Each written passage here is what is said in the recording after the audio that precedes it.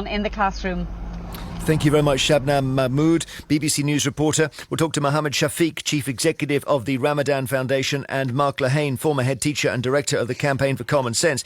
Mark Lehane, your reaction? This is quite a bad situation we're talking about here. Yeah, it's a really, really difficult situation, isn't it? I really feel for the pupils and the teachers and the community concerned. Because, I mean, if you think about it, hundreds and thousands of religious studies lessons and teachers will be going on every single day, and they're normally really, really good at handling these tricky, sensitive topics in ways that pupils can grapple with the issues without getting sidetracked or without making these slip-ups and people potentially finding stuff offensive. So the fact that this has made the news, I think we need to look at the silver lining. It shows us about what a great job teachers are doing day in, day out when covering these issues. And let's be clear, children do need to be taught about these issues and given different perspectives on them. The question is, in this context, and again, none of us sat here today really know exactly what went on in that lesson, but the context is key. Different people were saying different things about what went on in that lesson, and I don't think it's still clear now. That's why the school has to hold an independent investigation into what happened. Do you think they're right to suspend this teacher? Because when you say the context isn't clear, there are no reports of him showing this image in order to hurt or offend the pupils. It seems to be him showing an example of blasphemy. That's right. And actually what I am a bit worried about is normally, and I can say this as a former head teacher, suspension is meant to be a neutral act. It's meant to be a neutral act without prejudice. So I'm surprised that the schools have apologised before they've carried out the investigation, because it suggests they've already taken a decision about what the teacher did and whether they should have done it. But aside from all of that, we have to be clear that the threats and the protests that went on and that have been made are absolutely appalling. So we have to try and keep those two things separate. What goes on in a school, you're trying to balance things, but those protests and those insults and threats are totally out of order. Mohammed Shafiq, what is your view on the protest? Because we've seen a situation in France where, very much like this, somebody showed a cartoon of the Prophet Muhammad, a teacher, Samuel Paty, was then beheaded. So that was a terrible situation, and we don't, it must be very frightening for the teacher.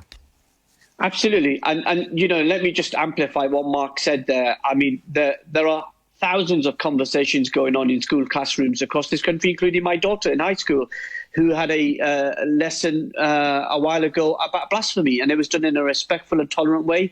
And she told me about that lesson, and it was fine. So this is not about blasphemy. This is about showing an image which is offensive.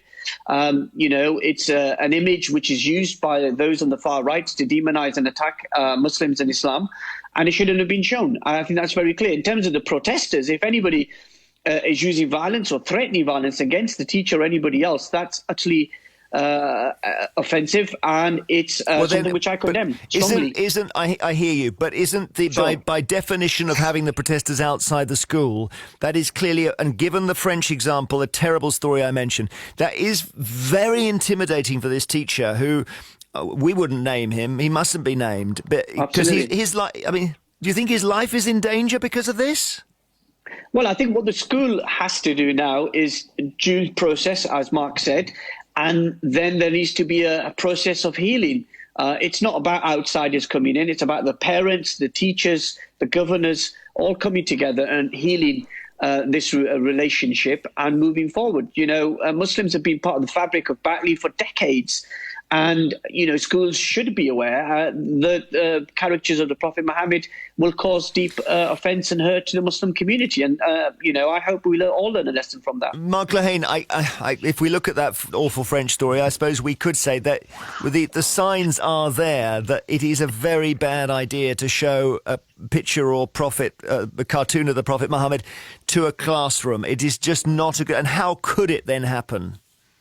Yeah, I mean, so like I said, that's why I think before any of us form a firm view about what should happen, we need to wait to find out exactly what did happen and how it was dealt with. And for me, I was chatting to some of my friends who are head teachers and teachers yesterday, because like I said, I used to be a head. I was trying to work out what would I do in that situation. And I think the most important thing for those of us that aren't involved in that is to keep calm and not pass too much comment on it and whip stuff up. And also, we mustn't let it get sucked into this broader issue about freedom of speech and the right to offend, because let's let's be clear, we live in a free society. People absolutely have the right to hold offensive views and do offensive things. I mean, I can empathise with how my Muslim friends may be feeling. I'm an atheist now, but I grew up in a very traditional, very religious Catholic family. And so I understand how people feel when they have particular ideas or people that are precious to them attacked, but we live in a free society and absolutely people have the right to do that. It's a bit different in schools because children have to go to school. They are young and your job is to educate them, and you can't get on and educate kids properly if they're getting upset or distracted by other things like what's happened here. So you can teach about blasphemy, but ideally you're going to avoid showing material that people will find offensive. But let's wait for the head teacher in the school to do their investigation. I hope they can sort it out. I hope, unless things have gone horribly wrong, that the teacher can come back to that school and get on with their job. Because, listen, all of us, when we were teachers, would make mistakes. And all of us would hopefully, where we've made mistakes, be able to sort them out and then carry on. Thank you very much, Mark Lehane, former head teacher, director of the Campaign for Common Sense, and Mohammed Shafiq.